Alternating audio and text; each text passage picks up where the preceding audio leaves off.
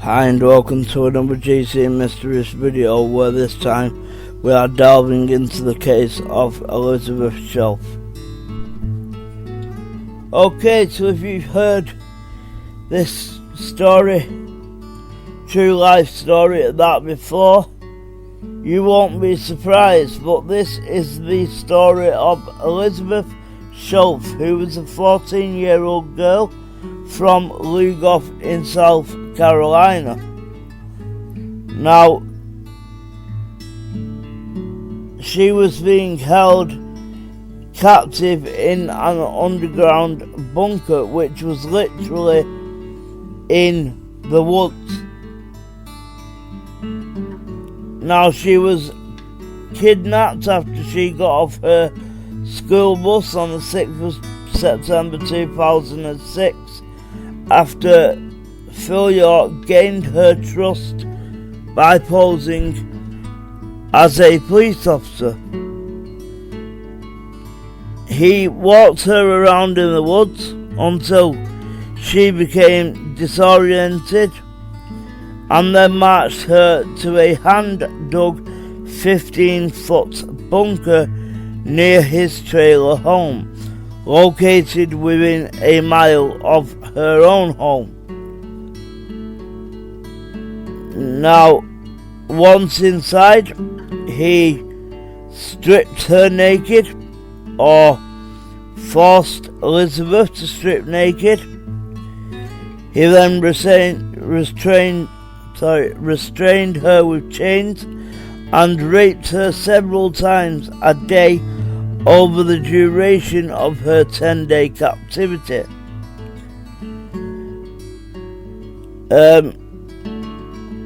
Now, even after all the family's pleas, the police didn't launch an Amber Alert because they initially interpreted her disappearance as a runaway.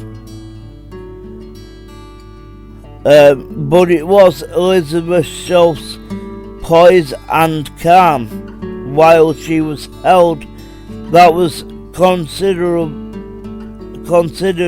remarkable by people involved with missing children's cases. Not only was she very brave, but she was also very smart in doing discreet little things that would put the police onto, the area that she was in. So she did things like dropping her shoes in the hope that it would provide a clue for someone who was searching for her. And this was despite receiving ongoing death threats from Phil York and having explosives hung around her neck. These were literally bombs that could go off at any minute, or he could make them go off at any minute. But she would talk to him about things that interested him, which in his eyes made her a person and not just a captive. And this is how she began to gain his trust. Now, continuing to gain his trust, he allowed her out of the bunker, which gave Elizabeth a little time to do even more discreet things, like she pulled out strands of her hair and laid them on branches, hoping that search dogs might pick up her scent. And after 10 days in captivity, the victim convinced Phil York to let her borrow his cellular phone to supposedly play games. Playing games, though, was not what she had in mind. she had an entirely different use in mind. Once he fell asleep, she texted her mother and friends, who contacted the police, and before the police could triangulate the phone number, Sheriff Steve McCaskill thought that the text was a sick hoax. The former girlfriend who made the call to Kershaw County's Department of Social Services passed on Phil Yaw's cell phone number to the police, and the authorities then began to triangulate the bunker's position through local cell phone tower masts. Now, Officer Dave Tomley did not know that Elizabeth Shoaf was underground in a bunker until Phil Yaw's former girlfriend showed them the first bunker he built. Tomley initially thought it was a trash pit. Now, by this time, Phil Yaw learned that he was being pursued when he watched the news on a battery-towered television in the bunker. Weirdly though, he asked Elizabeth Shoaf for advice. He's put this girl through 10 days of hell, and yet he's asking her for advice. I know the words I would have said, but they would have got me killed. Anyway, he asked her for advice, and she advised him. She suggested that he ought to run away to avoid capture. And the next morning, he left, and so did smart Elizabeth Shoaf, who left the bunker and called for help until she was found by a rescue team. But Phil Yaw had equipped the entrance of the bunker with a booby trap, according to what police have said in the days, weeks, months or years since this happened. Now, Phil Yaw got 5 miles away from his house carrying a taser, pellet gun and a knife when he was arrested. He was charged with kidnapping, possession of an incendiary device, a flare gun, and impersonating a police officer, with other charges pending.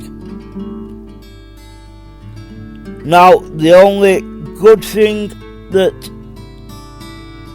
Phil Yaw did was he pled guilty to all counts just before the start of the trial. Now, Elizabeth Shoaf understandably was too emotional to testify, but a prepared statement was read by her attorney, and she later made a public statement. Now,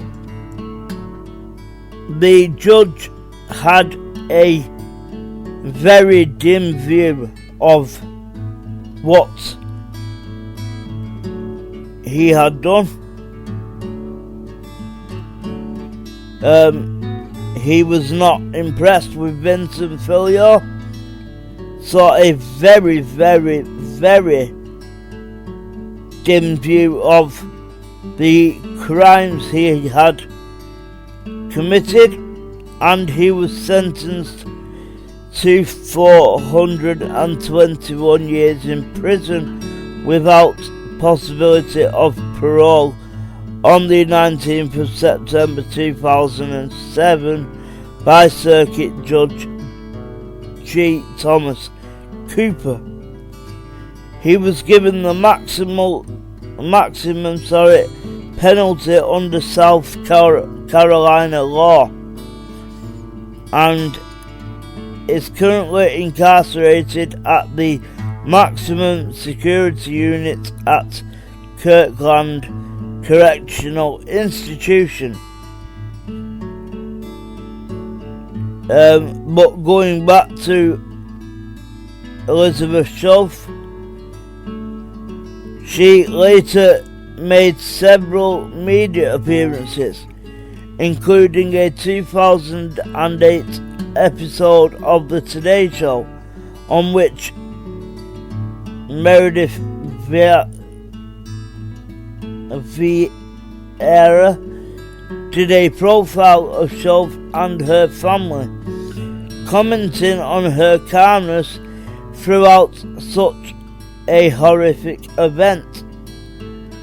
The story also aired on Dateline NBC on the 7th of March 2008, and Filio's interaction with Shoaf was also explored on the Underground Terror episode of Investigation Discovery's Surviving Evil series, hosted by fellow crime survivor Charisma Carpenter on the 9th of September 2013.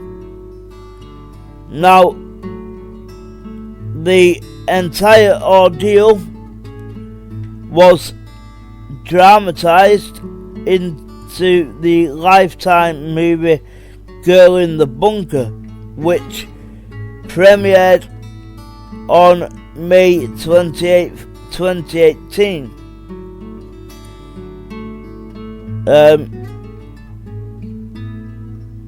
So Elizabeth's family had obviously taught her some good skills, and through her calmness and her, not crying, I can't imagine that there would be many people not crying in that situation, but she somehow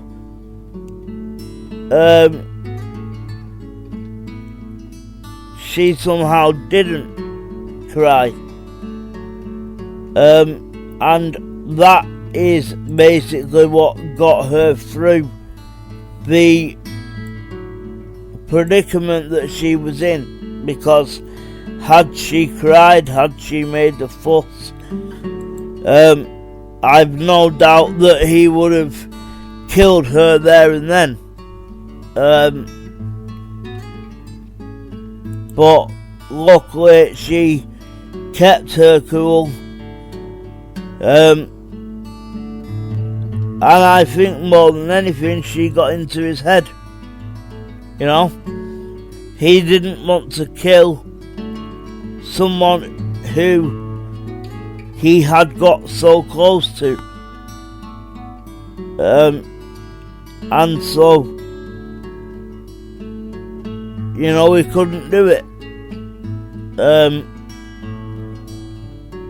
and that's just it. He got that close to her that his intention of shut up or I'll kill you, that intention flew away, because how could he now kill this girl who has been so calm, who has spoke to him about things that he is interested in, just to earn his trust enough to do what she managed to do. and what she managed to do was get herself out of a life or death situation, because I've no doubt if it hasn't have been Elizabeth Shoaf, if it had been someone else, and she wouldn't shut up crying, or she wouldn't do what he said, that'd have been the end for that girl. But Elizabeth Shoaf's calm demeanour got the better of him. I think probably calmed him down, although I don't think it were intended to.